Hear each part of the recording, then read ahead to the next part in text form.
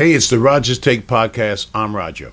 Okay, so by now most of you know that Donald Trump has once again been indicted, this time in connection with his alleged efforts to overturn the results of the 2020 election. In this four-count indictment, Trump is charged with one count of conspiracy to defraud the United States, one count of conspiracy to obstruct an official proceeding, one count of obstruction of and attempting to obstruct an official proceeding, and one count of conspiracy against rights. But as serious as these and the other charges are, his MAGA Republican base continue to support him. In fact, according to the most recent polls, Trump has a 54% approval rating amongst Republicans, with DeSantis at 17% and his other Republican rivals in the single digits. With these kind of numbers, Trump is clearly on track to become the Republican nominee despite the indictments. In addition to this, Trump is currently tied with Biden at 43% among the general electorate. But I fully expect that after the primaries, Biden will pull ahead of Trump in the polls and ultimately defeat him by a greater margin than he did in 2020. Why? Well, firstly, although he has a fanatically loyal Republican base, his base does not make up the entire party. About 20 to 30% of Republicans support other Republican candidates, which simply means that even if Trump wins the nomination, these non-committed Republicans, along with non-committed voters in general, will cause significant problems for Trump, especially if he's found guilty of these latest charges. Secondly, despite the fact that the 2020 election resulted in the highest voter turnout in over 120 years, with over 160 million registered voters casting their ballots, Trump nevertheless lost the election. The reason for this, I believe, is clear.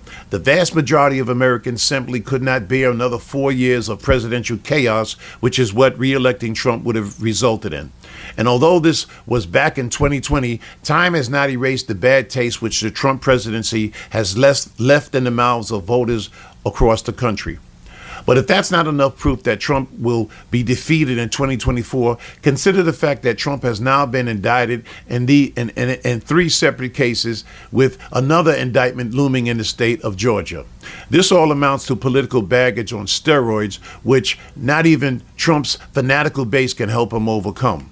But having made my election prediction, I must now also offer extreme caution. Based on Trump's outrageous track record, I believe that Trump will do absolutely everything and anything to try and retake the White House and or avoid prosecution. I further believe that as his poll numbers begin to decline and his various trials get underway, his efforts to win the presidency will become more and more extreme, and Americans who do not support Trump have to understand this. But the truth of the matter is that Trump's Republican enablers have already begun taking extreme and desperate steps to ensure Trump's reelection. Some of these unethical steps involve many Republican-led states, including some battleground states, who wrongfully or rightfully attributed Trump's 2020 loss to the following: mail-in ballots, early voting, and a massive Black and Latino turnout. As a result, these states either have or are attempting to reduce the number of polling places in predominantly Black communities, limit or eliminate mail-in voting, or eliminate early voting, and so on. But among the most notable tactics used by these states is gerrymandering. Also known as redistricting, gerrymandering is an otherwise legal process that takes place in every state every 10 years after the U.S. Census. The process involves redrawing congressional districts to account for shifts and changes in populations within a state.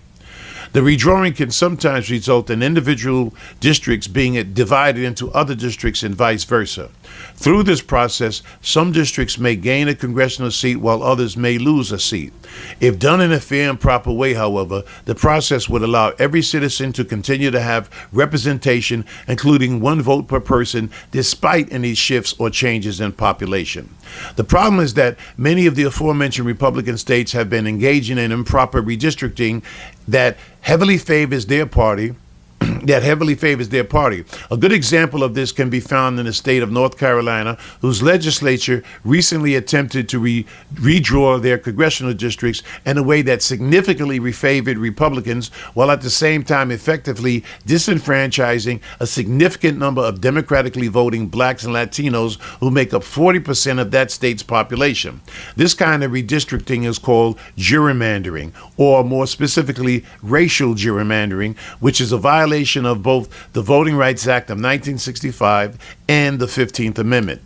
Another example of racial gerrymandering can be found in the state of Alabama, who, in a surprising ruling by the Supreme Court, was ordered to come up with a redistricting map that fairly represented blacks, who make up more than a quarter of that state's population.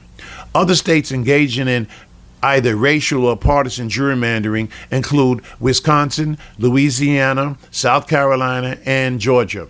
But the good news is that courts have thus far, for the most part, ruled against these states and ordered them to draw up fair maps. The bad news is that states like Alabama have yet to comply with the court's order, and the final outcome remains to be seen. But my point is that when you look at this gerrymandering and couple it with Republican attempts to reduce the number of polling places in black communities, eliminate mail-in voting and early voting, when you look at this, it becomes obvious and clear that Republicans are trying to create an unobstructed pathway for Donald Trump to regain the presidency, which, of course, would mean the end of our democracy.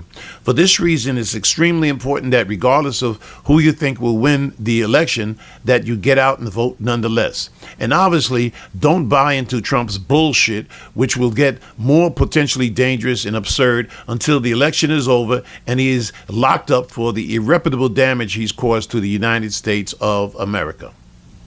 But what do you think? Do you agree or disagree? I'd like to hear your comments. And of course, if you like the show, please subscribe.